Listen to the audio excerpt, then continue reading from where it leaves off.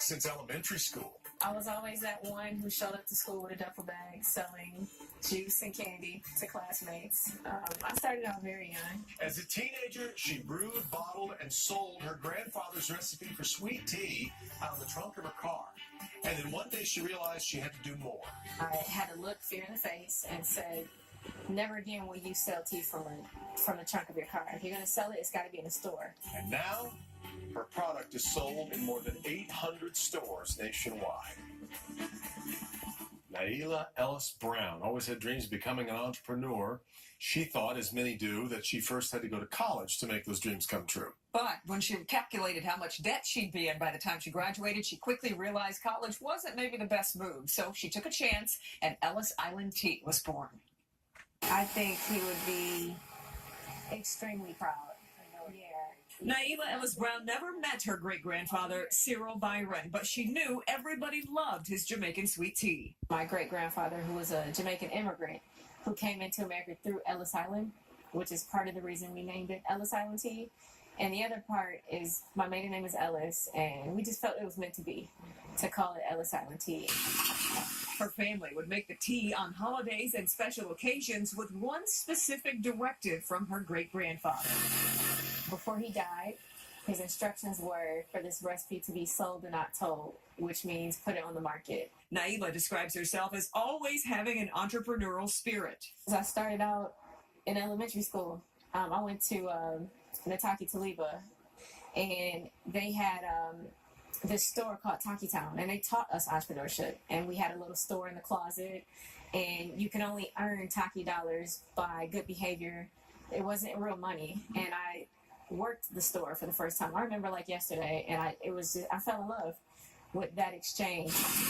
That experience led Naila to sell chips and candy to her friends and eventually selling her grandfather's tea. But it wasn't easy, especially since the recipe was never written down. The very first time I made it, it was absolutely horrible. The tea came out brown. It's a red tea. It was brown, it didn't taste good, and I made it every single day for an entire year. In the early years, she bottled the tea in her mother's basement, selling it out of the trunk of her car in the parking lot of the Home Depot in Detroit. I got kicked out about every other day.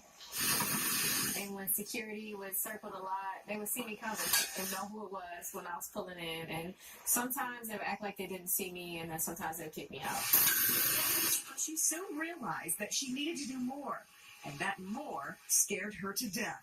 I walked into my dream account at the time, which was Whole Foods, and said, what does it take to get my product on the shelf? And the guy was laughing at me, and he's like, you don't even have nutritional facts on this bottle. I used to tape like flyers to a bottle, and that was my label. I had to work with what I had. It took Naila about a year to make it through the paperwork and learn the lingo of the beverage industry. And a couple of years after that, that dream account, they asked to put me in all the Whole Foods in Michigan. And then from there, they asked me to be in the Midwest region. Michigan, Chicago, we're pretty much across the Midwest for Whole Foods. Fast forward to today, and she manufactures Ellis Island Tea out of this 4,000 square foot facility in Detroit. The company has about 20 employees. Naila says there's no place she'd rather be. You know what? I think being born and raised in Detroit played a huge role in that, because being from here, nothing is ever really handed to you. And to make it in Detroit, you kind of have to be resilient. And I think the city trained me to have that resilience and just go for it. Yeah, it's that Detroit hustle that we talked about that's often. right. Yeah, so she's not just in Whole Foods. She's also in Meijer, Kroger, several airports, as well as Sam's Club, too. Oh, that's a big one. Check it out. It's a huge that's one. really great.